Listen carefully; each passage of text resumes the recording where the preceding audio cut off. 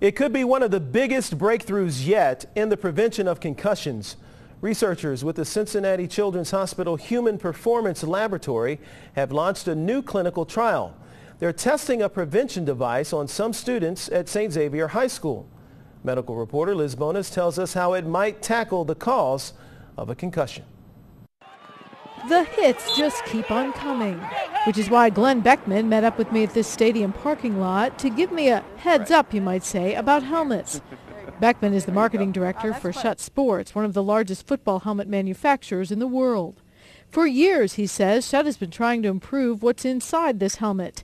It's called thermoplastic urethane, or TPU. And what TPU does is it absorbs more impact across a wider variety of temperatures than any other football helmet on the field. As Beckmann showed me, there's lots of focus on fit these days. But that doesn't mean a player wearing our helmet is not going to get an injury, a concussion or some other type of head injury.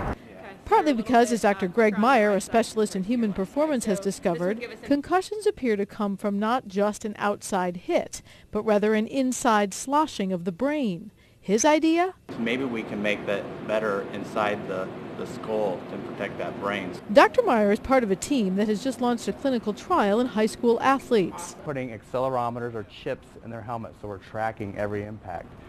High-tech images like these will then help measure what's tracked and compare students who also have what's called a concussion collar with their helmets to those who do not.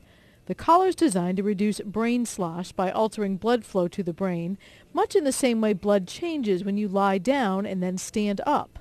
And what we think is there may be a way to help use that blood that naturally drains out when we stand up to actually help cushion the brain and remove some of that movement of the brain inside the skull. That would be welcome news to Alan FOSS, a high school football player who recently felt some of the painful aftermath of a concussion. The headaches, I didn't think they'd be really bad for that long. FOSS couldn't return to play until those headaches were gone, but that didn't mean his team knew his brain had healed. The before and after images you see here from this trial will change all that.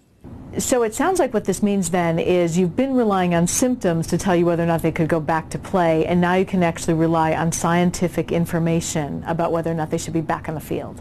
This will actually tell us where there's problems in the way the brain is actually working and firing. Something that is especially critical as players head out on the field and risk more of those hits that just keep on coming.